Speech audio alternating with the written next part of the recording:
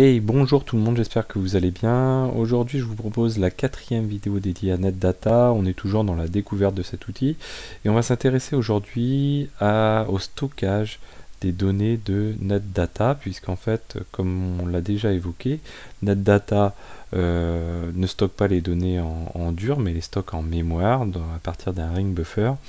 Donc il les stocke localement. Donc il y a deux aspects qui sont intéressants à retenir dans ce qu'on va voir aujourd'hui. C'est l'utilisation d'une base de données time series comme Prometheus, mais il en existe pas mal d'autres, pour d'une part centraliser la collecte de données NetData sur un parc de serveurs et de surtout les conserver ces datas pour pouvoir les exploiter sur une durée plus ou moins longue.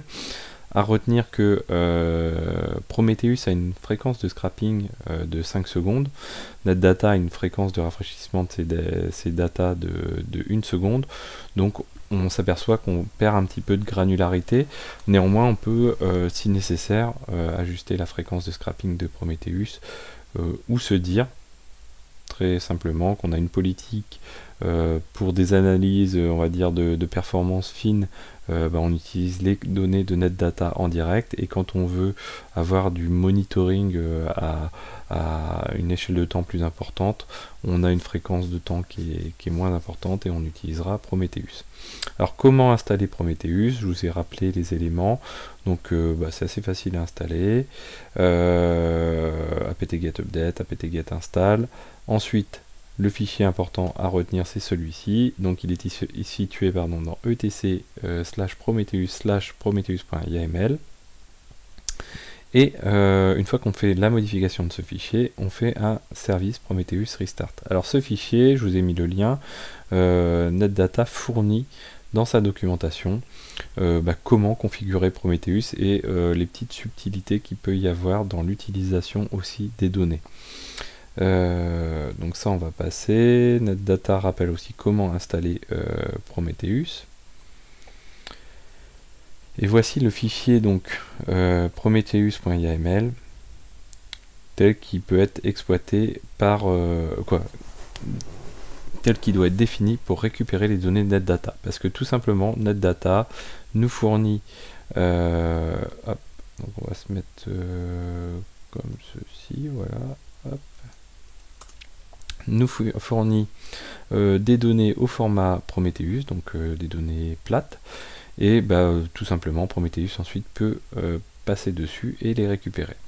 Alors ce qu'il faut aussi voir, c'est qu'on peut rajouter dans la ligne ici le spécifier qu'on est bien dans un format Prometheus, donc avec les, vous voyez, il remet un peu en forme les éléments, donc c'est une API, donc point d'interrogation, format égale Prometheus, et on peut aussi lui ajouter le e-commercial help égale yes, qui permet d'avoir les commentaires sur comment sont calculés les éléments.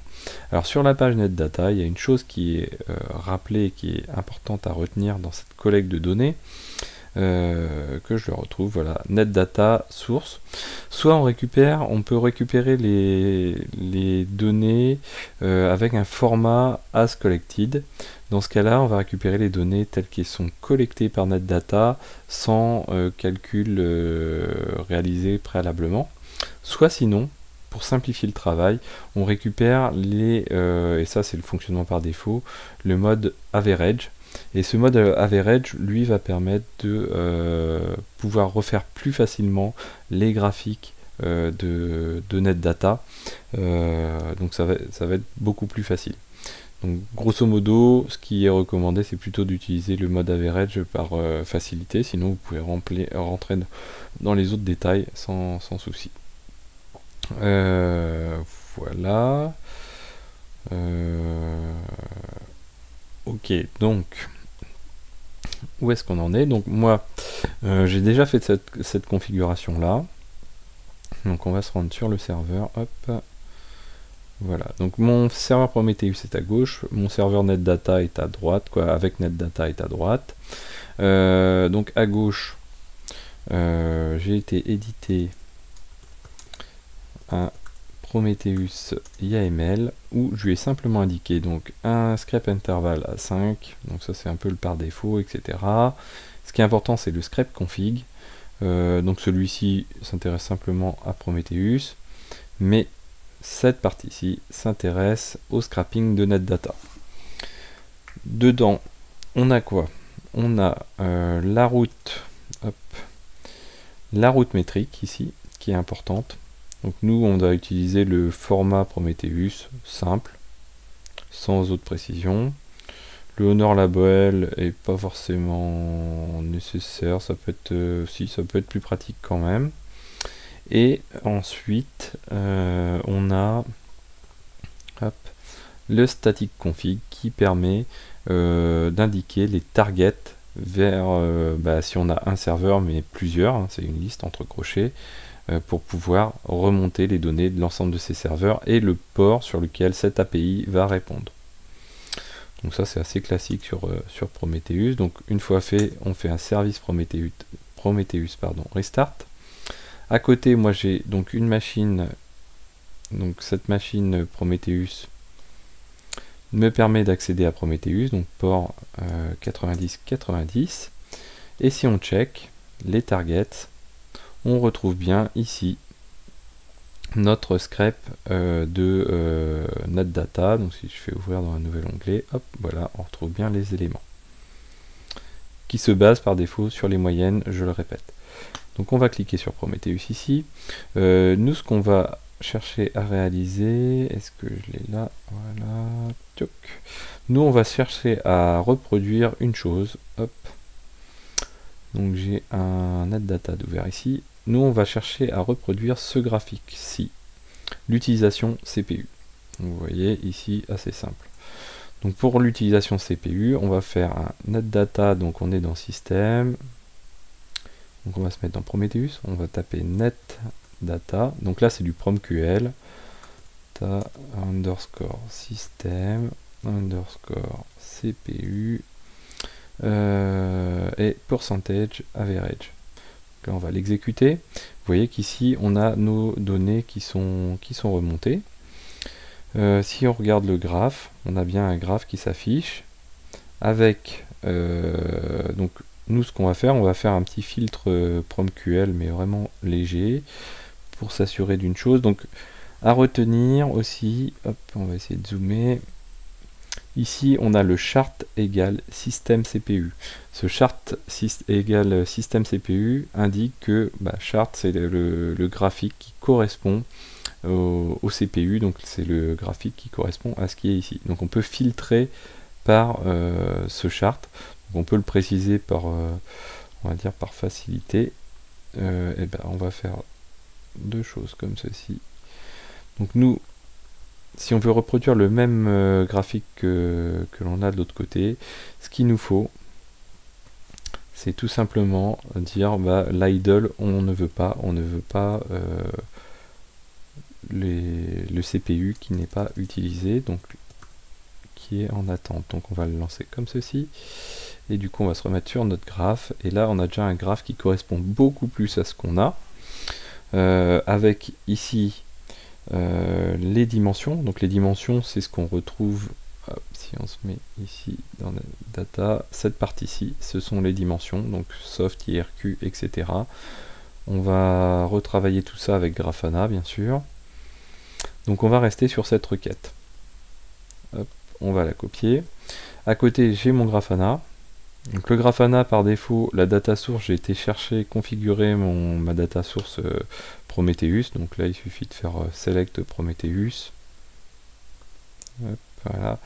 Et de rentrer la localisation de votre Prometheus. Moi, c'était un localhost en 90-90. Et quelques éléments. Donc ça, c'est configuré. Celui-ci, on peut le supprimer. Hop, delete, voilà. Et nous, c'est celle-ci qui est indiquée test. Donc on va se rendre ici, on va créer un dashboard, on va ajouter une query. Et on va copier-coller tout simplement la requête. Alors ici, on va choisir la source test. On va coller notre query. Et on se retrouve avec un graphique qui commence à ressembler à quelque chose. Ce qu'on veut, c'est au niveau des labels ici avoir quelque chose d'un petit peu plus parlant. Donc on va changer la légende et on va indiquer qu'ici on veut ce qui s'appelle le label dimension. Voilà. Et donc là, on se retrouve avec quelque chose qui est un petit peu similaire à ce qu'on avait de l'autre côté, hein. On va faire un petit zoom ici. Voilà, hop, voilà, ceci. Et on retrouve bien notre conso CPU, donc en pourcentage, pour chaque élément. Donc ça va correspondre à ce graphe-ci. Donc là, il faudrait zoomer un petit peu. On va le faire. Voilà.